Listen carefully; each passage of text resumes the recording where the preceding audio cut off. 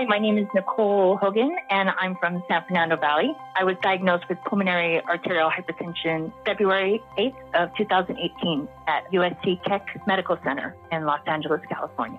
I was having a hard time walking upstairs or just from room to room inside of the house. I would walk from like the living room to the kitchen and be so out of breath. And I just thought, just stress, maybe this is what stress felt like. I had no idea it was as serious as it was.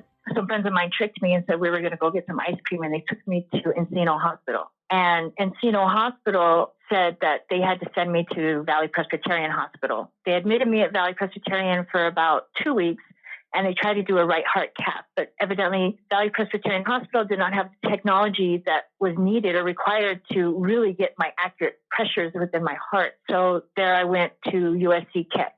And I was in the ICU at Keck for about a good week. And they initially started me with Velitri medication, the intravenous feeding medication right into my heart through a PICC line. It was so overwhelming for me because I'm young. I'm only 52 years old right now. At the time, I was 48 years old. I just asked them, is there any way that we could do oral medications? And so what happened was my body started to reject the medication that they were giving me. So they tried another one, and that one was working. But yeah, the doctor thought I would be a good candidate for oral medication. At the time, they told me I only had 3 to 5 years to live because I waited too long to get into the doctor to get checked out. And the thing is, they were right, because I did not think I had a serious lung issue. I just thought I was stressed out because I was going through some personal dilemmas in life.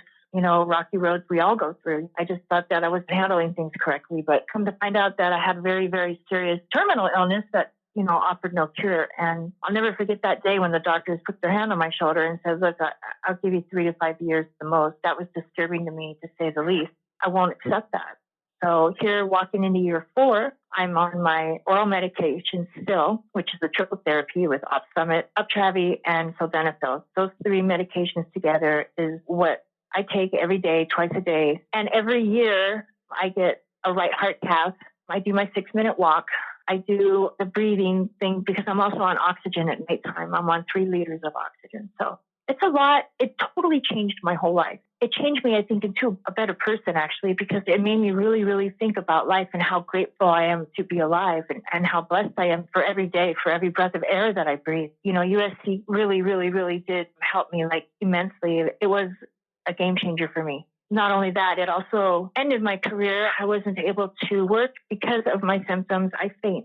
I don't know when I'm going to faint. Yeah, it's really scary. So there's that. So I have to always have this on the back of my mind. But it's like the elephants in the room. I don't try to look at that elephant. I just push myself to keep going and keep doing. And if I have to do housework or whatever I need to get done, I'll get it done. It just might take me a little bit longer because I know better to take breaks. I moved out to Las Vegas to be with my boyfriend. The doctors out here, they're really just monitors. They just monitor me. I see them every 6 weeks. I see a heart doctor. I see a pulmonologist. And all they really do is monitor me. And I feel, after 4 years now, I feel like my disease is leveled up. So I feel my treatment needs to level up. And now I'm in a position where I think that type of medication that initially offered me, there was like an IV or something going straight into my heart. It might be a good option for me right now. I'm grateful for the people I have in my life. I'm grateful for my doctors. I'm grateful for every single day that I have. I mean, when the doctors told me that, I cried for 3 days, and I cried from the bottom of my stomach. I cried. And I came to realize that I have 2 choices. I could sit there and cry and get a big old headache, or I could sit there and just live the best that I can and help other pulmonary hypertension patients get through it, as well as that helps me get through it. I do a lot of advocating for pulmonary hypertension. And a lot of people in this world haven't even heard of pulmonary hypertension. Now, they've heard of cancer, they've heard of AIDS. These people get, accepted. And I don't look sick. You look at me, you're like, you would never know that I'm sick. It's what's going on inside of me that is just amazingly trying. It's like, I'll catch up to you. I'll be there in a minute. I don't want to look at the elephant in the room or say that I'm sick or own that so much, because then I'm going to be sick and then it's all going to be real. It's almost like I do what I'm supposed to do. I take my meds, but I still don't want to believe that I'm going to die. Are you kidding me? That's it. I'm not ready to die, So I try to stay positive. So what I do is I advocate for pulmonary hypertension. I've met with the Senator of Nevada, Jackie Rosen. I've met with Congresswoman Susie Lee here in Nevada. I also met with Senator of California last month. We're trying to get funding to Capitol Hill so they'll fund research for this disease so that we can find a cure. And I believe, maybe I'm crazy, but I believe that they will find a cure in my day and age. I don't think I'm going to die. I don't want to die. And I don't see that coming. Even when I'm like out of breath or I feel these little pains in my heart or I feel, oh, my oxygen's really low and I start getting forgetful and all that stuff. But I'm not going to die. Life is so beautiful and it's so short as enough as it is. You know, we lost like so many people to COVID, right? I just want to be able to live the rest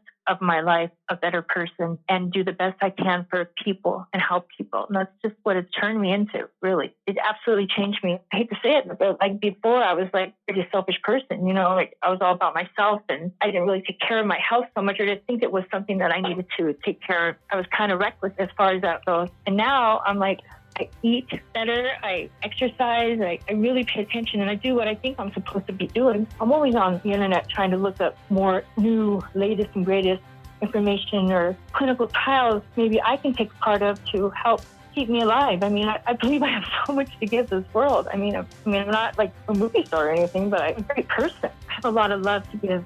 Around town, I'll volunteer because I'm not working, you know, it's boring, but I got to do something. So I'll volunteer and help other organizations just by like passing out T-shirts or answering phones for them for the afternoon or whatever. I do what I can. My disease sometimes kicks my butt at times. And I just got to sit down and just know that, you know, take a breath, let my body recalibrate, and then get up and keep on going. I just push myself. That's what I do. My name is Nicole Hogan, and I'm aware that I'm rare.